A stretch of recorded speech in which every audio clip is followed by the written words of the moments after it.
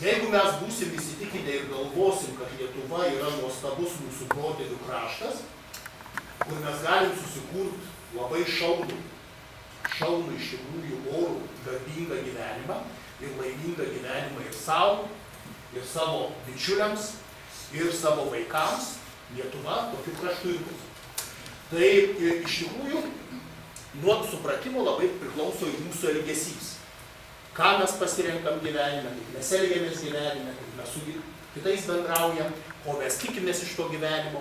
Mes darėm tyrimus visuomenės ir štai klausiam Lietuvos žmonių, ar gali ką nors savo valstybėje pakeisti, ar valstybės gyvenimas nuo jų priklauso. Ir ką jūs matote? Didžioji dauguma pasako, kad nuo manęs šitam krašte niekas nepriklauso. Tai kas čia laisvė? Jūs kalbate apie laisvę, gyvename laisvėje, o žmogus sako, nuo jo šitas gyvenimas nieko visai nepriklauso. Paskui klausia, kiek jaunų žmonių domisi politika ir ar jauniems žmonėms politika yra iš viso įdomus reikalas. Nemaža dalis atsakė, didžioji dalis atsakė, kad tai yra visai nesmagus ir neįdomus reikalas. Tai ar žinote kodėl? Jeigu tėvai netiki, tai ir vaikai netiki, kad gali įtakoti valstybės valdymo procesus. Ir reikia, kad pasikeistų ne vieną kartą, matyt, tam, kad požiūris keistųsi. O dar mes apklausėm labai aktyvius mokytojus, pilietiškus mokytojus, kaip jie jaučiasi, ar jie nebijo patirti susidorojimo dėl savo pilietiškumo. Ir ką jūs manote? Didžioji dauguma aktyvių mokytojų, pilietiškų mokytojų pasakė, kad Lietuvoje, laisvoje Lietuvoje, jie bijo patirti represijų. Kad jie gali netekti darbo, jie gali būti išjuokti, iš jų gali būti išsityčiota. Ir ypač provincijos daug mokytojų, dorų, sąžiningų mokytojų šitaip atsakė. Kitas dalykas, mes tyrinėjom šitą projektą pradėdami ir pilietinio ugdymo ūkį. Ir pajutom taip pat ir Lietuvos mokyklose, ir Vilniuje, ir kitur buvo tas tyrimas atliekamas, kad vis dėlto mokytojai stengiasi pilietinį ugdymą dėstyti taip, kad jūs, moksleivius, apsaugotų nuo politikos. Politika yra nešvarus reikalas ir geriau mokykloje jūs nuo to nešvaraus dalyko apsaugotų. Tai yra nuoširdi mokytojo nuostata. Ir turbūt pagrįsta. Jaunimą reikia saugoti nuo to, kas nešvaru ir negera. Tai tada rimtas klausimas iš tikrųjų, ką mes su šita valstybe galim daryti, kokios jos perspektyvos. Ar galim ką nors daryti? Na, mokytojo optimizmas visą laiką žavi.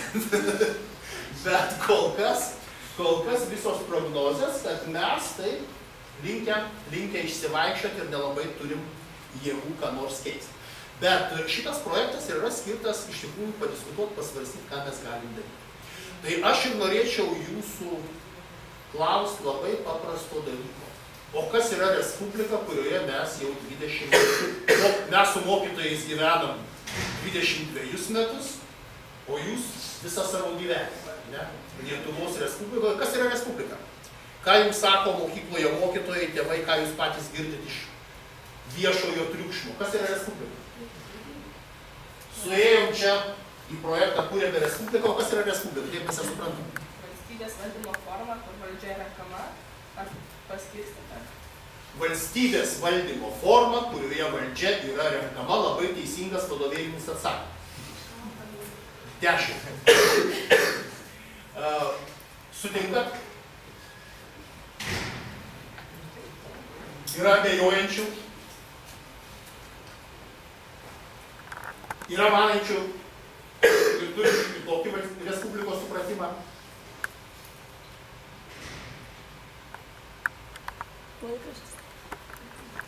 Valdymo forma. Tai mes čia suėjom kurt tam tikros valdymo formos. Kuriem galam? Kad jau žinot, išmoktų valdyti ir taptų normalus valstybės vadovai. Jų rankose viskas. Gerai. Iš tikrųjų taip labai dažnai būna, kad mes vartojam žodžius, kurių reikšmės yra išblukusius, išsitrynusius. Ir kai mes suabejojam, pavyzdžiui, ar tikrai to žodžio turinys yra toks, kurį dabar jūs pasakėt, kad tai yra valdymo forma ir ar tik tai, labai kartais pravartu pasižiūrėti, kaip tas žodis vartotas seniau. Jeigu mes atsiverstume patį pirmąjį lietuvių kalbos žodyną 17 amžiuje tokio Konstantino Sirvydo parašyta, jis buvo profesorius Vilniaus universiteto ir rašė 3 kalbų žodyną. Lotynišką, lenkišką, lietuvišką. Ir ten respublika pats yra lotyniškas žodis. Res reiškia daiktas, dalykas, publika, viešas bendras. Bendras reikalas. Jis verčia lenkiškų žodžių respublika. Kaip lenkiškai respublika? Žečpospolita. Taip? Žeč daiktas, pospolita, viešas bendras. Ne? Kaip jis verčia lietuviškai? Jis verčia net 3 žodžiais. Bendrystė, visatinė, visiškystė. Ką tai reiškia dabartinė kalba? 3 žodžiais lietuviškai išverčia respublika. Bendrystė tai yra tai, ką mes šiandien sakytume bendrija, bendruomenė. Respublika tai bendruomenė, žmonių bendruomenė. Visatinė visuomenė, visuma žmonių. Visiškystė irgi visi žmonės, to krašto žmonės. Štai yra respublika, bendruomenė. Mes šitą sampratą esam praradę. O nuo senų laikų iš tikrųjų senovės graikai, romėnai, politėja graikiškai arba respublika romėniškai, jie suprato kaip žmonių bendruomenė. Vat mano pusseserės irgi draugė jos išvažiavo su 5 draugais, išsinuomavo kažkokį namą ir jie iš tikrųjų žinai visai nemoka. Ten visai pinigai labai maži yra, jiem ten daug apsimoka daug. Na tai va tiek, va tokios mūsų problemos būtų.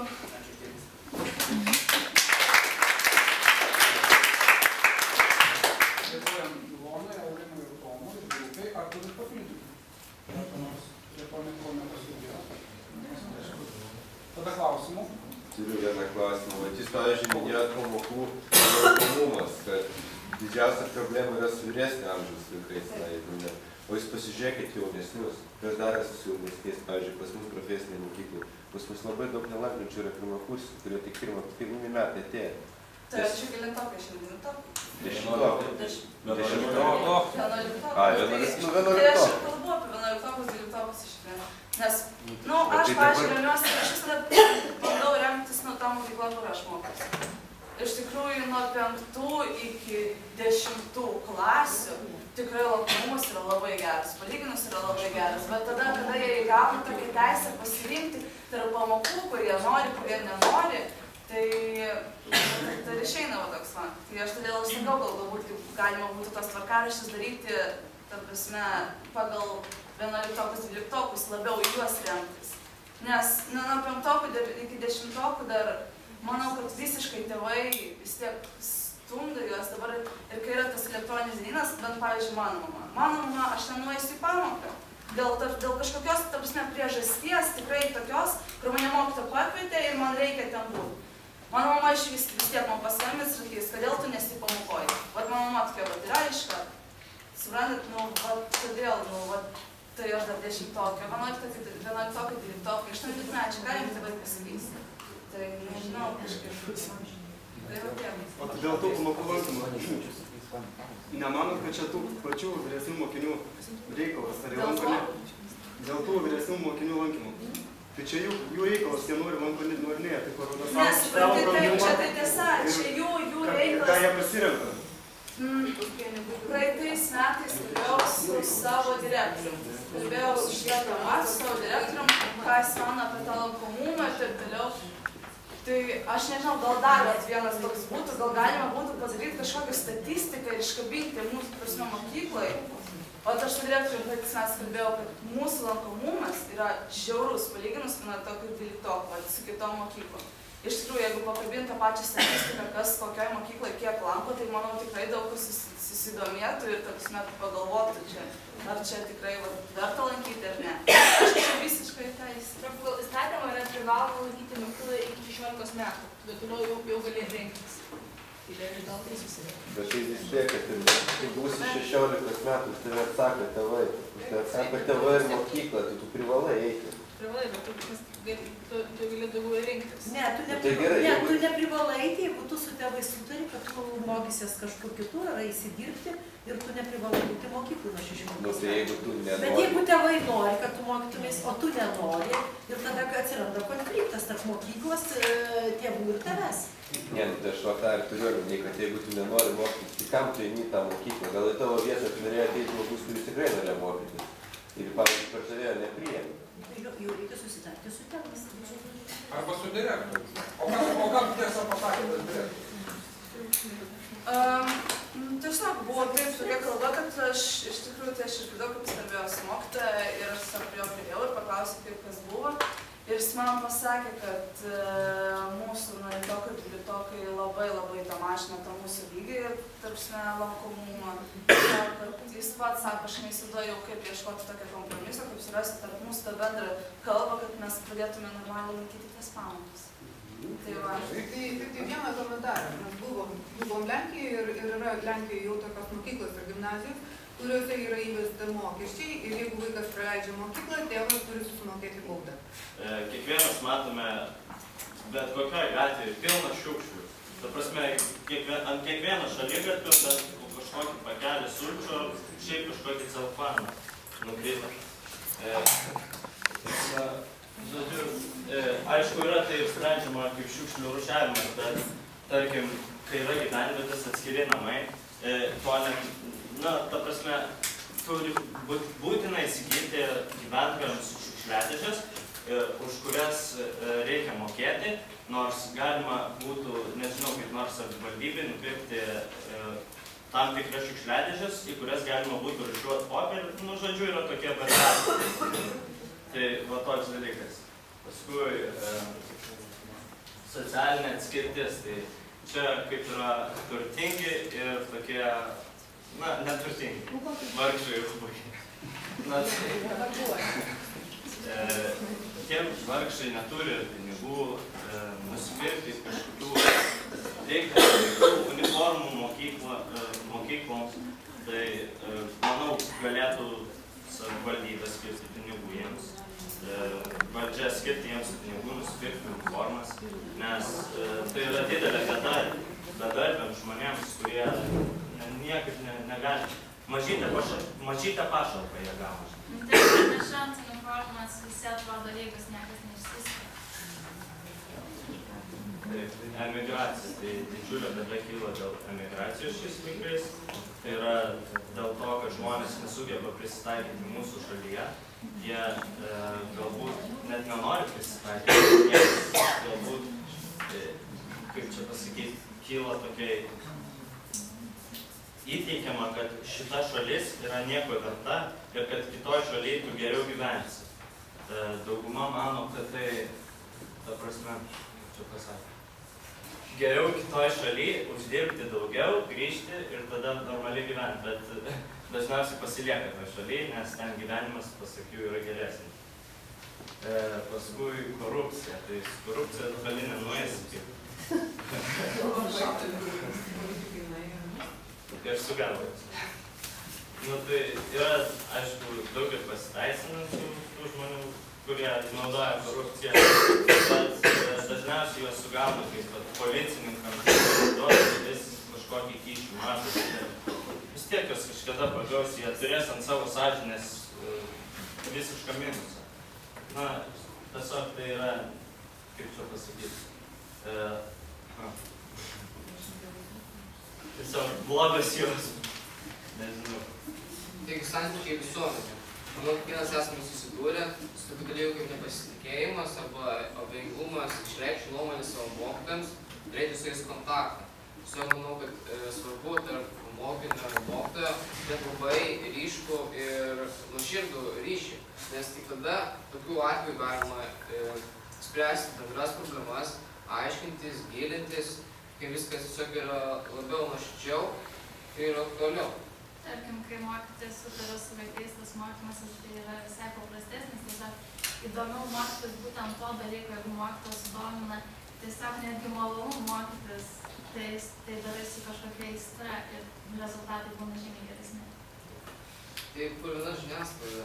Iš tiesų, kabutėse, nes kad ir kaip bebūtų gaila, tai galim pavadinti žiniasklaidą toks kaip tironas, kuris iš dalies daugiau mažiau, bet kaip manipuliuoja žmonėmis, nes kaip ir buvo pateikti pavyzdžiai, istorijos yra visiškai perburtos ir būtent žiniasklaida dažniausiai sukuria žmonėms stereotipus, suaugusiems, kuriems iš kartos, net daug maž iš kartos į kartą, arba savo vaikam. Ir jau gyvendami turi nuomonę, kad Seimas nėra gerai, Seime dirba blogi žmonės, jie nemoka pinigų, tada kyla nepasitikėjimas, būtent dėl tų stereotipų, kuriais patys nesame įsitikinę, bet tiesiog kažkas pasakė ir mes tom patikėjom, visiškai neįsigilinę.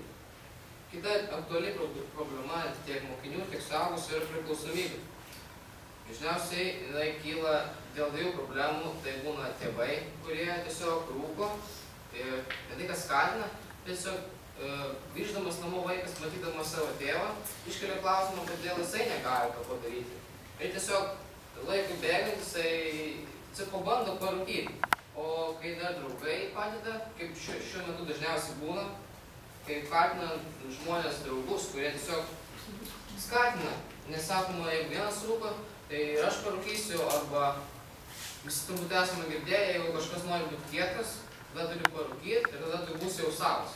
Tai štai, tikrai aktuali problema. Netolerancija kitoms tautoms ir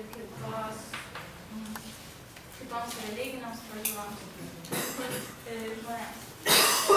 Dalykas, tai būtų tai, kad žmonės neturėdami gyvenimo tikslo pradeda žudyti, tai tikrai nėra gerai.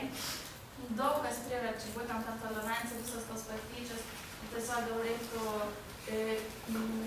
nesmerkti žmogus už tai, kad jisai negali kažkaip išsiskiria, kažko kito neturi, negali apsirengti taip, kaip kiti, tiesiog visas tos patyčios priveda į prie to.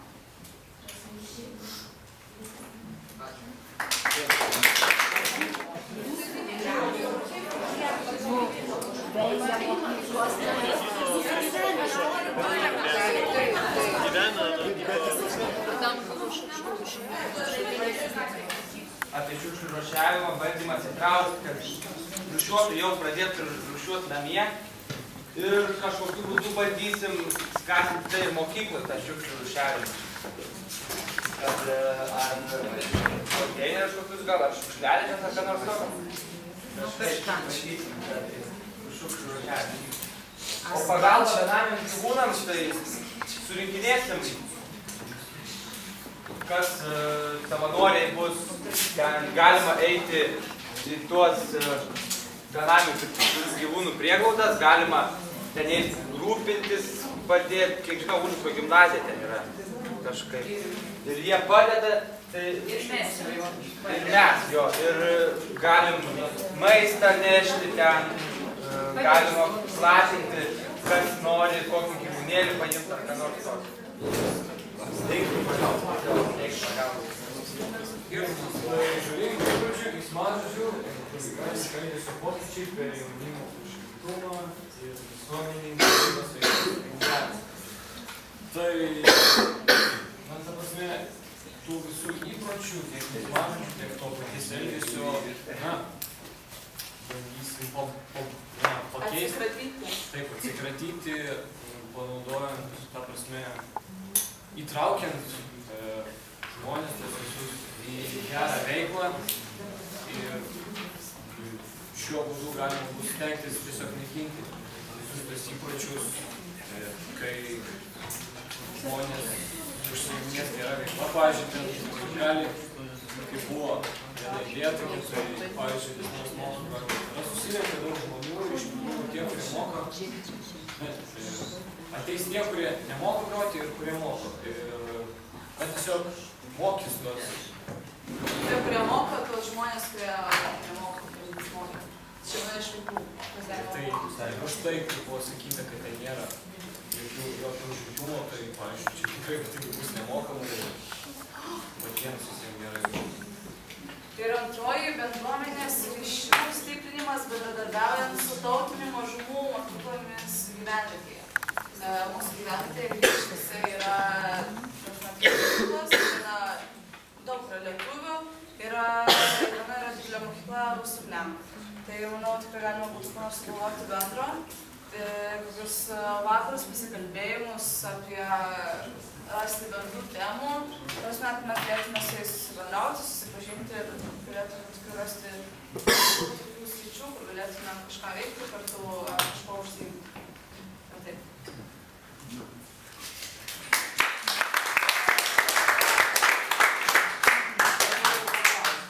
O čia bendruomenės, tai tie maži mokyklos bendruomenės?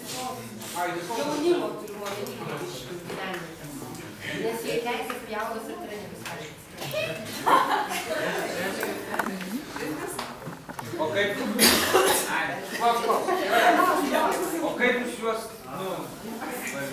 Mes galvojam kurti politinį klubą mūsų mokykloje, nes mes turim iš tikrųjų sąlygas fantastinės. Mūsų mokykla yra iki balsių buvo naujausia ir geriausia respublika. Tai yra, mes iš tikrųjų turim galimybės ir mes tiesiog norim juos nukviesti, paskui galbūt pas juos ir tiesiog daryti tuos ekologinius darbus ir tuos pačius šiukšlių rinkimus. Tai yra toks kartu Aš tai ką klausiu į pirmą tą žalingų įpročių, mažodžių, chuliganiško elgesio. Tie, kurie keikia, pavyzdžiui, galės kliuoti lipdukus tiem, kurie nesikeikia. Sakyti, ačiū, kad pažiūrėjau. Žiūrės, mes galvosim, ir dar tai galvojame.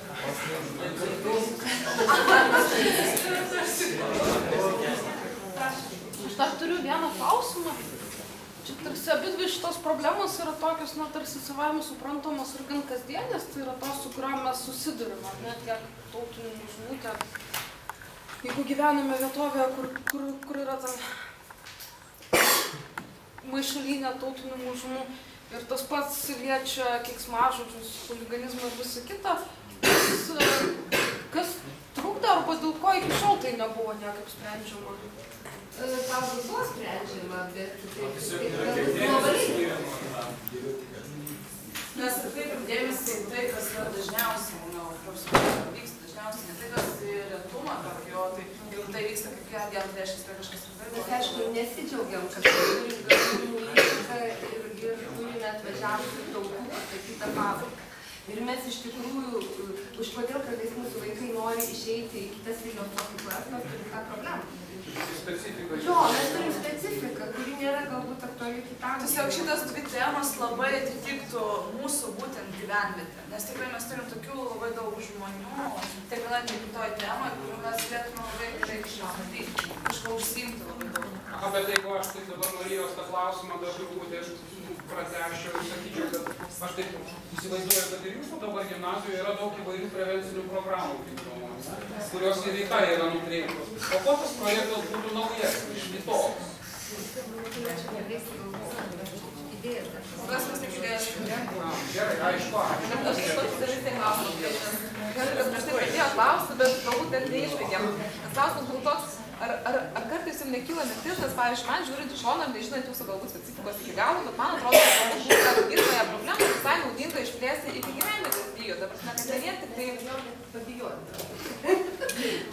Bent kažkiek, ta prasme, bent kažkiek reikėtų, bent kažkokį, kad aš nedidelį rajoną.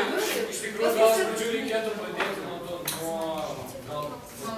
mokyklos, pradėti paimti kaip ir nedidelį gabalą, o vėliau, jeigu tai pasiseks ir jeigu viskas bus gerai, galima stengtis bandyti bus plėsti, didinti. Elementarius, atsiprašau, Nikita pavyzdys. Jeigu jūs atvažiuosit į Grigiškę, stovėsit centrinėje aikštelėje, jūs, jeigu atvažiuosit, jūsų niekas neišleis iš autobusų, nes jūs įgrūdasi ir keikis. Mes norim akcijas visokias pradėti rinkti centralėje, bet mūsų mokyklos jėgom. Mūsų gimnazijos skaičius.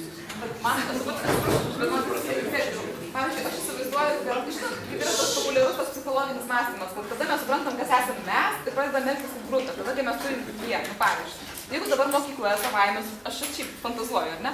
Susitelkit tarpusavį ir galvoju, mes esame nesikeikiančių, kultūringų, žodžiu, moksleivių bendruomenė ir mes dabar įrodysim visai bendruomenį, kad keiktis yra negražu, žodžiu, ir visokiam savo veiklom neparodysim. Tokiu būdu mokykla pati nesikeiktų, ar ne, bent jau nes, na, jungtųsi, ne tai, kad pačiai save reikia sakyti, kad mes dabar nesikeikim, bet tiesiog rodydami kitiem pavyzdį, kaip savaime nesikeiksim, ar ne? Aš manau, kad vienu šūviu du zuikiai. Įrodyti, kad yra negražu keiktis, tai čia neįrodys, nes ir taip visi žinom, kad keiktis yra tikrai nemandagu, tačiau mes bandysim, net neįrodinėti, kad yra negražu, o bandyti, kad to nebūtų visiškai. Savo pavyzdžių rodyti. Tarpsme, taip, bandysim rodyti savo pavyzdžių, bet ne, kad keiktis tai nėra nemandagu, tiesiog bandyti išvis, tarpsme, tų veiksmažodžių nenaudoti, o bandyti tai keisti lietuvišką kalbą. Gerai, ačiū labai. Dėkui. Čia man labai netikėta yra. Man kas pasirodė, kai kalbėjo kolegos, kad trūksta žodžių išreikšti to, ko reikia, o už tas žodis yra turbūt politinis švietimas arba politinis išprusimas, kad tiesiog žmonėms reikia būti politiškai išprusyti. Klausimas, na, iš tikrųjų paprastas, ką reikia daryti tokiu atveju. Na, aš visąlaik sakau, kad norint kažką pradėti daryti, reikia noro ir reikia daryti. Kaip tas noras atrodys, yra labai paprasta, ypač gyvenant Vilniuje. Yra labai daug žmonių, kurie nusimano politikoje, arba aš pats esu iš politikos mokslo instituto, kuriuos visąlaik galim pakviesti ir kur jie kalbėtų jums ir, manau, labai noriai sudalyvautų jūsų diskusijose. Ir jiems labai daug nekainuos atvykti ten, kur jūs pakviesite. O žurnalistika, aš turbūt esu skeptiškas ta prasme, kad labai sunku įtraukti žmonės į nuolatinį procesą. Kita vertus, jeigu yra, bent jau jūs trys pradėsite, tai, man rodos, gali būti kažkas prasmingo, tik tai nepameskite. O galėčiau dar ką nors pasakyti, bet žinau, kad politologai daug kalba ir aš nenoriu būti daug kalbantis. Ačiū. Dėkui, aš dar klausim jo padarimų, dar ką nors bet šiaip jūsų užkėlė labai svarbias problemas. Pirmoji, ir aktuali mūsų mokykloms, visoms. Ir ta politinių aktualijų, tos informacijos klaida taip pat. Čia tik reikia pagalvoti kokiom formom, bet čia jau tolesnis žingsnis. Ačiū. Palauk, pats ką ten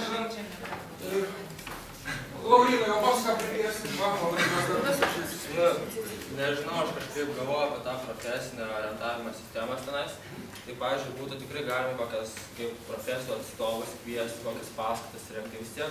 Tikrai kažkiek supažindinti. Tokiam betarpiškam kontaktui su darbdaviais. Vis tiek supažindinti, pavyzdžiui, pasakyti, kokius tavo egzaminai, tai matyti, ką nori. Vis tiek, kad tau išėti tikrai į naudą. Tikrai kažkiek darė valandas, sudirbti kokią mėnesį, tai čia nebegoja, kad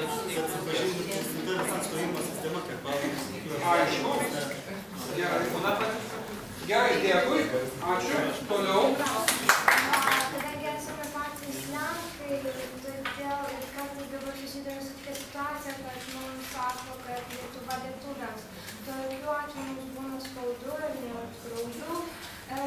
Todėl norim paremti projektą, greičiausiai tai bus filmuota medžiaga ir parodyti, kad mūsų kultūra, tradicijos yra panašios, kad mūsų tik vienas skirtumas, tai kalba. Kita mūsų idėja tai ekologija, tema gamta ir aš. Mums reikia atkreipti dėmesį, kad kiekviena diena renkasi vis daugiau šiukšlių. Ir teršiame tą aplinką mes patys, o vėliau skundžiamės, kad labai daug šiukšlių ir atkreipiam dėmesį į tai, kad mes tai patys padarėm. Už kiekvieną numestą popierėlį mums turi graužti sąžinę. Kadangi mūsų mokykla stovi prie pat upės, todėl norėtume padaryti upę pačią lankomiausią vietą, pavyzdžiui, įsteigti šalia jos parką. Svarbiausia tai, kad nebūtų taršomos pakrantės. Kas man iš to? Tai reiškia patirk, pažink ir veik. Mes turime minėti tai, kad mes norime parengti tokią akciją, turbūt kaip savanorystė ir, ta prasme, praktika.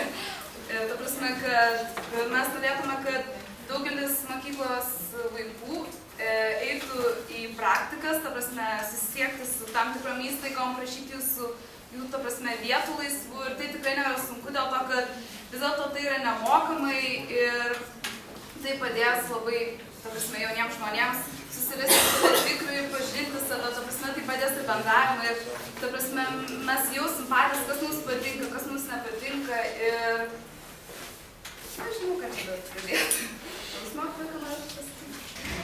Tai jūs sakot pristatantis dviesą. Jo. Tai mes norėjom paimti tokią temą kaip šiukšlės. Visam Vilniui yra daug šiukšlių, kaip ir Lietuvoje. Kiekvienas iš mūsų nors kartą yra išleistum vieną ar dvi šiukšlės, bet pagalvotume, ko tai iš ateina. Tai ateina iš šeimų ir iš mokyklų. Kiekvienoje šeimoje yra... Kiekviena šeima savo vaiką kaip jis kitaip auklėja. Ir nori, kad kiekvieni tėvai nori, kad jų vaikas išaugtų doras ir geras pilietis. Bet neužmirškime, kad ir iš mokyklų tai ateina. Tai ištaigi... Kiekvienoje mokykloje galima sakyti vyksta tokios akcijos, kai mokykloje renka šiukšlės, būna savais, kai renka šiukšlės. Ir gali... Dienai, Mariau. Kalbam apie šiukšlių rūšiavimą, kad mokykloje vaikai mokytųsi rūšiuoti šiukšlės. Šeimos vienas rūšiuoja, kitas ne, o mokyklos būtų tokia, ta idėja, kad mes mokytume vaikus rūšiuoti šiukšlės. Gal jie moka rūšiuoti? Gal vieni kitus pamokyti. Vieni rūšiuojantis kiti ne. Galbūt vieni kitus ir pamokys. Čia išžiūrėk, yra didelė problema. Man, bet taip. Gal dar kas norėtų pasakyti? Bet aš nemanau, kad mokykloje yra tiek masiškai daug tonų šiukšlių, kad ten reikėtų kažkaip rūšiuoti. Makulatūra. Tiek turėtų būti matyti ne vienos spalvos šiukšliadėžė koridoriui, bet 3 spalvų ir prie mokyklos irgi taip pat konteineriukai ir žmogus skirstys tas šiukšlės ir viskas. Tiesiog įgūdžio ugdymas tam, kad ir namuose, jeigu tėvai to nedaro, tai vaikai padėjo išmušinėti ir savo konteineriukai šiukšlės. Ir pagarba.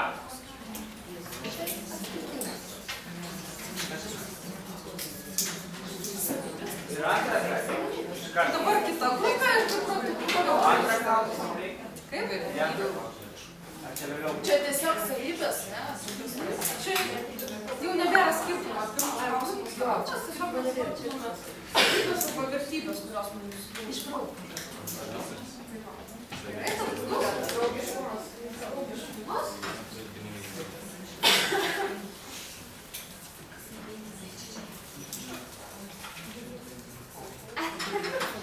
Vaikus? Ačiū mūsų. Šeima. Šeiminiškų. Čia negali būti vertybės šeima. Ai, jūs turite omeny grupės vertybės? O kaip jūs suprasite šeimos vertybės? Mes kalbam į vertybės lietuviškai, kokias žmogų yra vertinga. Ne, ten buvo du klausimai. Tai tada yra šiek tolerancija.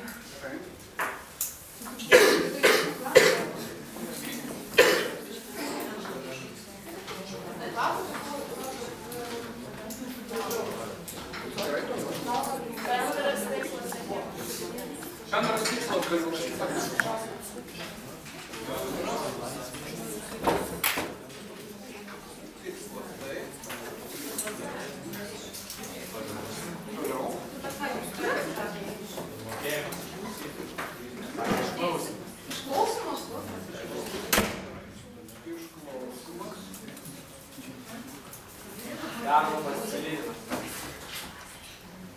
Darbo pasidalinimas. Kiekvienas asmeniškai iš šito sąrašo pasirinkite 7 vertybės, kurios jums asmeniškai atrodo pačios svarbiausios. Asmeniškai, kiekvienas pats savo. Su savimi pasitarėt, nuo kaimyno nenusirašinėjimo. Aš gal perskaitysiu.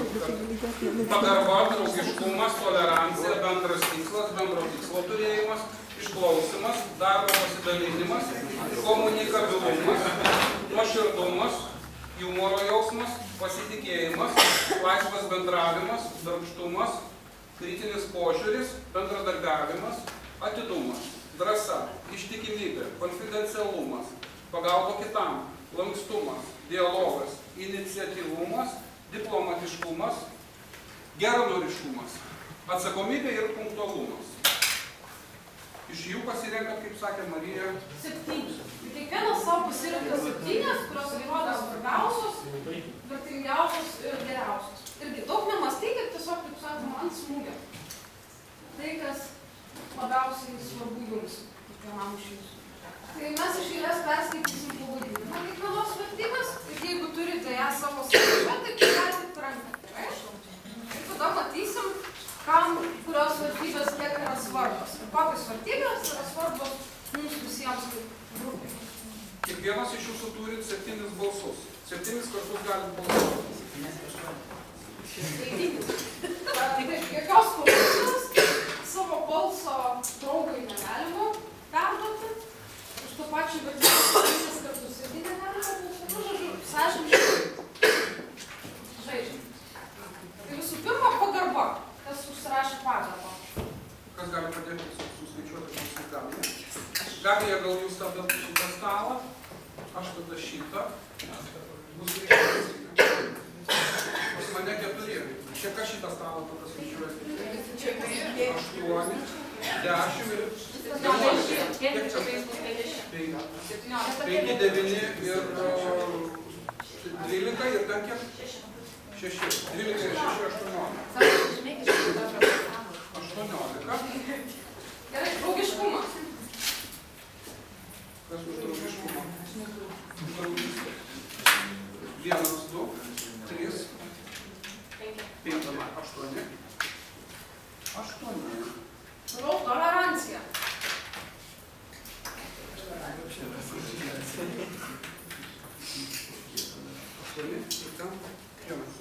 9. Bendras tikslas.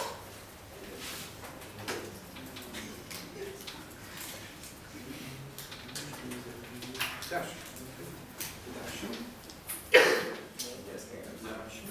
Išklausimas. Dėjimas išklausyti. 1.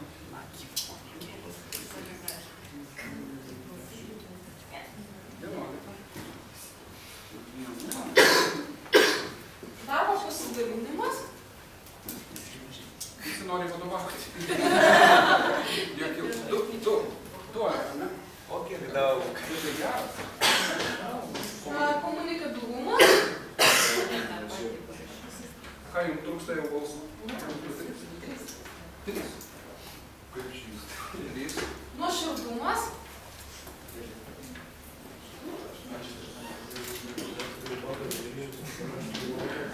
8.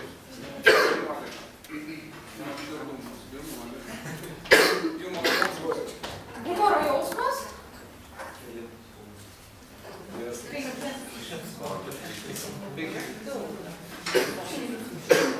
Pasitikėjimas.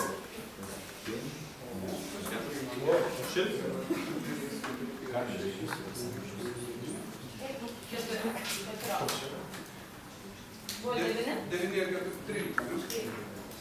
Pasitikėjimas 13. Laisvas bendravimas. Laisvame plote. Niekam nereikia, tai ką yra. Nereikia, nes esate laisvi. Laisvai bendrauti. Darbštumas.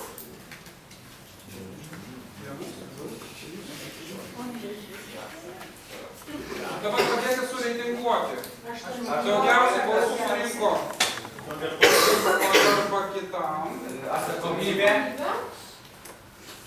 Ryškesnės spalvas nesimato. Imkit vieną, prašau. Gerai. Šitą. Atsakomybė. Pagarba kitam. Pasitikėjimas teigiama. Tolerancija, drąsa, pavėdžiai. Ir po 11, ar 6. Nuoširdumas išklausimas po 11. Bendras tikslas. Numerį sakykit. 5.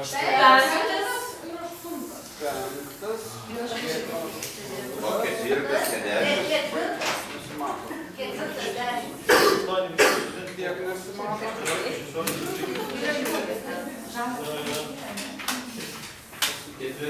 dar ką Bet bendras reiškia, bendras tikslas. Ir tolerancija 9 ir bendras 9. Tai kiek jau čia mes atvarkimo augimą? 7 ir 7, 8, 7. Žmonės vertybės, už kurias balsavo daugiausiai žmonių, tai yra tos, kurios labiausiai vienija. Mus kaip grupė. Tai yra pagarba, atsakomybė, nuoširdumas, pasitikėjimas, išklausymas, bendras tikslas, tolerancija ir drąsa. Dabar, kai jūs toliau dirbsite, yra visai natūralu, kad iš karts nuo karto susidursite su tam tikrais sunkumais arba nesutarimais. Ir tada visada galima sugrįžti prie šitų vertybių, prisiminti jas, priminti jas vieni kitiems ir vadovautis jomis, sprendžiant tas problemas, su kuriamis susidurime. Ne? Ir tada mums liko visai nebedaug. Tas jūsų labai mėgstamas žodis iš N raidės. Nemoka? Ne. Bet dabar yra svarbu, kad tos mintys, žodžiu, neliktų virti savo sultyse. Yra padaryti tokius namų darbus. Padirbėti daugiau su tom idėjom. Visų pirma, reikia aptarti pasirinktas problemas, aptarti savo idėjas, kurias jūs turite, kaip spręsti tas problemas. Ir dabar, kaip jas reikia aptarti. Nes šiaip savo susirinkti ir aptarti tarpusavėje susirinkus, bet taip pat ir pasišnekėti apie tas idėjas su kuo daugiau žmonių. Tai reiškia, tarkim, jeigu jūs pasirinkote tam kokį nors šiukšlių rūšiavimą, tai jūs turite šiukšlių rūšiavimo problemą, arba kaip jūs norite ją spręsti, pasikalbėti su savo šeima, su savo galbūt draugais, su savo klasiokais, kokiais nors, ne, su kitais mokytojais, su draugais už mokyklos ribų ir panašiai. Ir turite aptarti su kuo daugiau žmonių, jaunais žmonėm, su vyresniais žmonėm, su mergaitėm, su berniukais, ir išklausyti jų reakciją, kaip jie reaguoja. Ar jie mano, kad tai svarbu ar nesvarbu, ar jie mano, kad tas sprendimų idėja tinkama ar mažiau tinkama. Galbūt jūsų draugai, šeimos nariai ir kiti žmonės, su kuriais jūs kalbėsitės, galbūt jie turės pasiūlymų, kitų papildomų. Ir jūs turite kuo labiau išdiskutuoti savo idėją su kitais žmonėmis ir tokį susirinkti iš jų komentarus ir reakcijas. Ne? Kas toliau? Toliau gal turite susirinkti jau su savo komanda, aptarti tą informaciją, kurią susirinkote, ką sužinojote. Ir jau tarpusavy susitarti ir susirinkti vieną iš tų 2 arba 3 problemų, su kuria dirbsite toliau. Kai jau išsirinksite vieną idėją arba vieną problemą, turite apgalvoti, kuo šita problema yra svarbi, kokius kitus žmonės reikia įtraukti į sprendimą jos, tiek jūsų mokyklos ribose, tiek galbūt iš už mokyklos ribų. Ir kita vertus, kokie gali būti variantai, kaip tai spręsti. Žinot, tai dar neturi būti galutinis veiksmų planas, bet jūs turite pažaisti su tai idėja. Kažkokiu tai tiesiog minčių lietų galbūt kažkokį tai surengti,